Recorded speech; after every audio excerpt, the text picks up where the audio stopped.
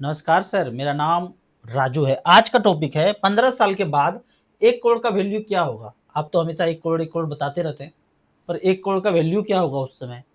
क्या 10,000, 20,000, 50,000 तक तो नहीं होगा? तो इसको थोड़ा-सा मैथमेटिक्स में कैलकुलेट कीजिए।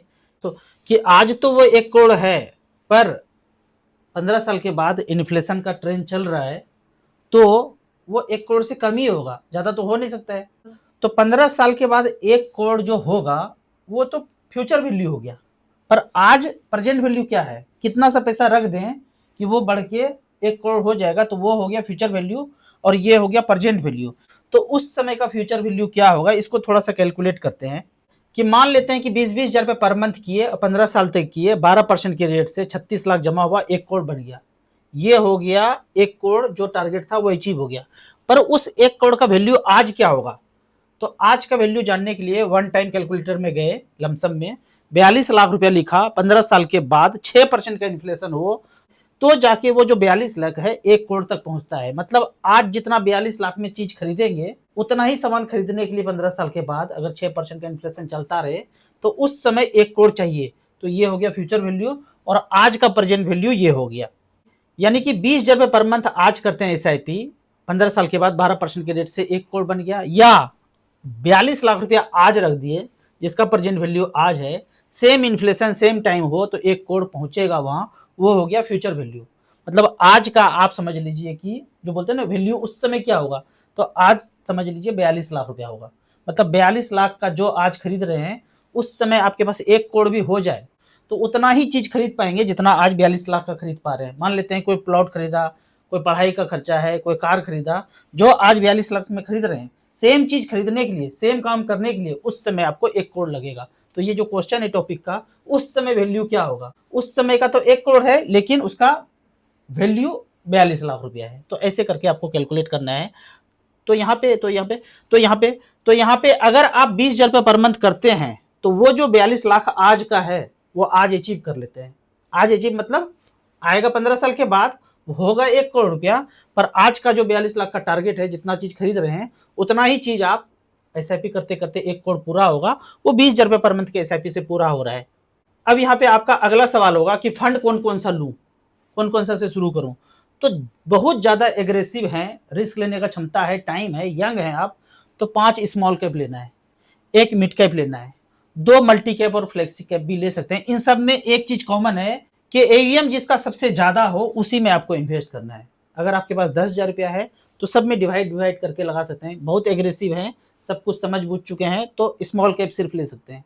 थोड़ा सा रिस्क कम लेना है तो मिड कैप और फ्लेक्सी कैप को भी पोर्टफोलियो में जोड़ सकते हैं। 10 फंड 12 फंड सफिशियंट है, उससे ज्यादा नहीं होना चाहिए। किसी किसी पोर्टफोलियो में 20, 30, 35, 40 अगर ऐसे है तो धीरे धीरे कम करके 10, 12, 15 तक लेते आइए।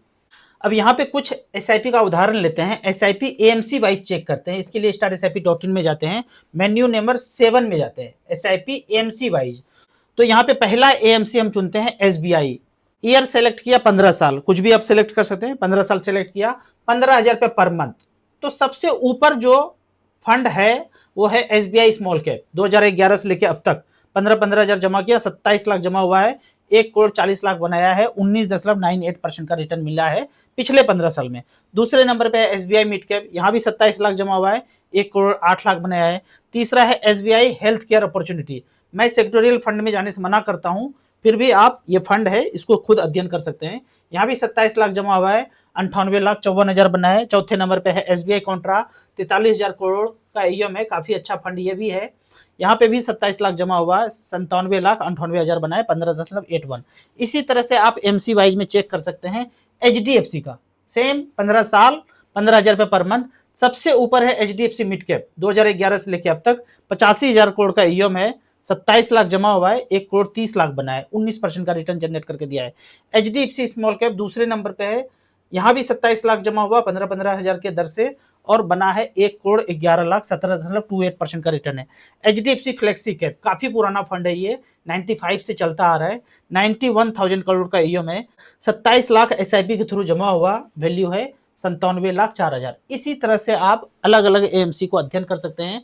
निपॉन AMC यहाँ पे सेलेक्ट किया है हमने, 15-15 हजार गया तो सबसे टॉप में है Nippon small cap, Nippon India growth fund mid cap category में, Nippon India power infra, Nippon India pharma fund, तो काफी पुराना फंड है जिसका एयूएम ज्यादा है, उसको आप सिलेक्ट कीजिए। एएमसी वाइज जा करके थोड़ा सा अध्ययन कीजिए एक सप्ताह, उसके बाद धीरे धीरे इन्वेस्ट करने का कोशिश कीजिए। जैसा कि आप लोगों को पता है, मैं म्यूचुअल फंड एसआईपी के बारे में बात करता हूं और एक हेल्थ पे बात करता हूं। इन दिनों मोगेम्बो मेरे पीछे पड़ा हुआ है, तो इस स्थिति में अगर मेरा चैनल ऊपर गया तो आपको StarSIP.in में जाना है और मैं यहाँ मिलूंगा ऐप या वेबसाइट में। इसको क्लिक करेंगे, मेरा जो भी चैनल है यहाँ खुल जाएगा। और अमित जी को हेल्थ पे ढूंढना है तो मेन्यू में 11 नंबर को क्लिक करेंगे हेल्थ पे, तो उनका जो चैनल है वो यहाँ पे आ जाएगा। अभी दोनों है, अभी गया नहीं है, जब जाएगा तब का प्रिकॉशन करने बोल रहा हूँ। किसी भी लोगों को किसी भी तरह का प्रॉब्लम हो, जिंदगी में गब्बरीज बैग का सीन चल रहा हो, तो आपको अमित जी को इस नंबर पे कांटेक्ट करना है। एक डिजीज के लिए 2000 रुपया चार्ज करते हैं। पिछले महीना 98% आए, उसमें से 2 ठीक नहीं हुए और वो अपने ही कारणों से ठीक नहीं हुए। 96% ठीक हुए हैं और बहुत दुआ दे रहे हैं अमित जी को। तो जरूर आप इस चैनल पे जाइए और कुछ टेस्टिमोनियल को देखिए, कमेंट्स को देखिए, आपको भरोसा हो फिर यहाँ पे आइए। अब यहाँ पे कुछ कमेंट्स को लेते हैं। एसबीआई कॉन्ट्रा फंड कैसा है? 30 साल चलाना है, बेहतरीन फंड है। एक ही फंड पे कभी आश्रित नहीं होना है। एसबीआई कॉन्ट्रा फंड में ऐसा नहीं कि सारा पैसा डाल दिए। एसबीआई कॉन्ट्रा भी अच्छा है, एसबीआई मिड कैप भी अच्छा है, SBI large and mid cap भी अच्छा है, एसबीआई स्मॉल कैप अच्छा है, निपॉन स्मॉल कैप अच्छा है, एचडीएफसी, एक्सिस, काफी सारे बाहर है। तो ऐसा नहीं किसी एक में आश्रित नहीं होना है। आपके पास 10,000 है तो 2-2 हजार रुपया करके 5 फंड में लगाना है, या 10 लाख रुपया है तो 2-2 लाख रुपया करके 5 फंड में लगाना है। क्या एसडब्ल्यूपी स्मॉल कैप से भी कर सकते हैं? यदि आप 5 साल 10 साल बने हुए हैं और अच्छा खासा रिटर्न दिख रहा है तो वहीं से एसडब्ल्यूपी कर सकते हैं। जैसा मेरा पोर्टफोलियो है, मुझे जरूरत पड़ेगा तो मेरा जो एग्जिस्टिंग फंड है, तो जब टाइम आएगा मैं एसडब्ल्यूपी उसी फंड से, उसी स्मॉल कैप से, उसी मिड कैप से कर सकता हूं, क्योंकि टाइम ड्यूरेशन 15 साल से ऊपर हो गया है, तो वहीं से कर सकते हैं। आपका भी टाइम ज्यादा हो जाए तो जो भी पोर्टफोलियो है वहीं से आप एसडब्ल्यूपी भी कर सकते हैं। अगर मैं एसआईपी से कुछ पैसा निकालना चाहता हूं तो कैसे होगा? जैसे देखिए, म्यूचुअल फंड में ना एक फ्रीडम समझ लीजिए कि आप 2000 का एसआईपी कर रहे हैं, 3000 कर सकते हैं, कम कर सकते हैं, बंद कर सकते हैं, 4 महीना नहीं चाहिए वो कर सकते हैं, पैसा कुछ जमा हो गया 2 लाख, उससे 50,000 निकाल सकते हैं। वो सब आप पे निर्भर करता है कि बीच में पैसा निकालना है, ब्रेक कर दूं तो 4 साल चला लिया, अब 2 साल नहीं चलाना चाहता हूँ, वो जो भी करना है वो आप पे है। वो इंश्योरेंस LIC इसको मत समझिए, जो मर्जी है। आपके पास पैसा नहीं है तो नहीं करेंगे, पैसा है ज्यादा आ गया तो ज्यादा इन्वेस्ट कर देंगे, पैसे का जरूरत है तो निकाल लेंगे, कुछ भी कर सकते हैं म्यूचुअल फंड एसआईपी में, यही फ्रीडम है। मेरा LIC पॉलिसी चल रहा है, 16,400 पर ईयर दे रहा हूं, अभी 11 साल चल चुका है और 10 साल बाकी है। तो क्या इसे चलाना चाहिए या नहीं चलाना चाहिए? जितना भी पैसा आपको मिलता है वो सबको निकाल लीजिए और SBI small cap, multi cap, flexi cap, जो आपको अध्ययन करने के बाद लगे एयूएम वाइज सेलेक्ट करना है, उसमें आप थोड़ा थोड़ा पैसा करके 3-4 फंड में डिवाइड कर दीजिए जो मिलेगा।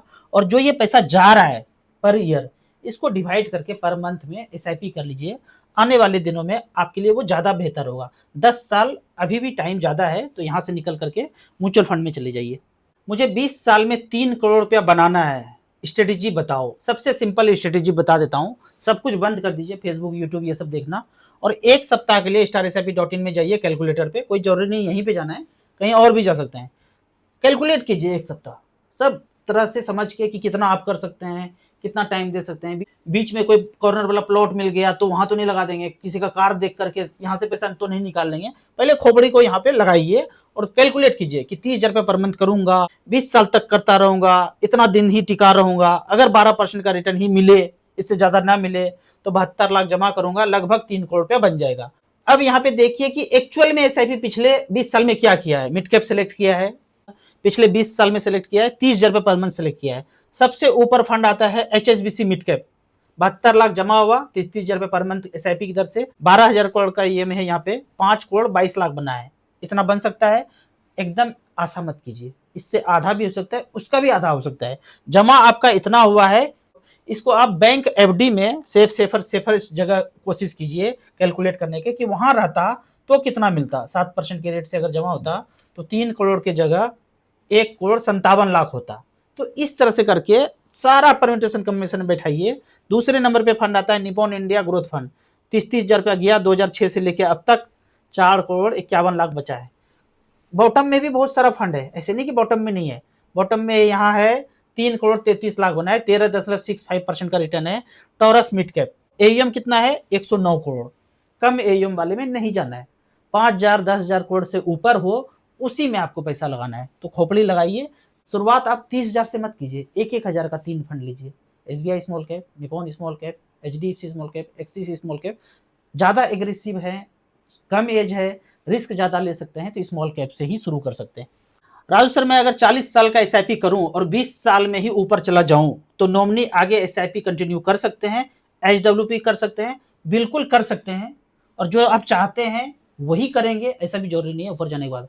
सारे मर्द जब ऊपर चले जाएंगे ना, तो वाइफ कुछ और ही करेगी जो वो करना चाहती है। अभी तो बंद बंद के रखे हैं, तो क्या करेगी वही जानती है। म्यूचुअल फंड का एसआईपी का बात है कि वो ऐसा कर सकते हैं, कंटिन्यू कर सकते हैं, उनके नाम पे फोलियो ट्रांसफर हो जाएगा। उसके बाद वो एसआईपी चाहे तो करे या पैसा उड़ाना चाहे तो उड़ाए, उन पे निर्भर करता है। आप सिर्फ ऊपर से देख ही सकते हैं, कुछ कर नहीं सकते हैं। 1,000 का एसआईपी करना चाहता हूं, कौन सा फंड में इन्वेस्ट करूं? 500 रुपया एसबीआई स्मॉल कैप, 500 रुपया निप्पॉन स्मॉल कैप। शुरुआत कीजिए, धीरे धीरे समझ बढ़े, फिर आप अलग अलग एमसी को अध्ययन कीजिए और खुद से आप इन्वेस्ट करने का कोशिश कीजिए। निप्पॉन स्मॉल कैप में 8,000, एसबीआई स्मॉल कैप में 5,000, quant small cap, HDFC small cap में एसआईपी कर रहा हूं। बार बार मन करता है कि एचडीएफसी स्मॉल कैप की जगह बंधन स्मॉल कैप ले लूं, क्या करें बताइए। एचडीएफसी स्मॉल कैप भी बेहतरीन फंड है, इसमें बने रहिए। फर्दर पैसा आता है तो बंधन को भी जोड़ लीजिएगा। आपके ड्यूरेशन में हो सकता है एचडीएफसी अच्छा ना कर रहा हो, तो आपको लग रहा होगा कि निकल जाते हैं। बने रहिए कंटिन्यूअस, अगला पैसा आता है तो बंधन स्मॉल कैप भी पोर्टफोलियो में जोड़ लीजिएगा। सारे फंड आपके अच्छे हैं, कंटिन्यू बने रहिए। आपको इसी तरह म्यूचुअल फंड के बारे में और कुछ जानना है, इन्वेस्टमेंट के बारे में जानना है, तो इस नंबर पर मुझे व्हाट्सएप कर सकते हैं। अभी तक म्यूचुअल फंड एसआईपी शुरू नहीं किए हैं तो StarSIP.in पे जा करके 1,000 का एसआईपी आप शुरुआत कीजिए। आपको याद दिला दूं, मैं एक AMFI registered mutual fund distributor हूं। आप इसी तरह से कमेंट सेक्शन में क्वेश्चन पूछते रहिए। वीडियो अच्छा लगे तो लाइक एंड शेयर जरूर करें। Thank you so much.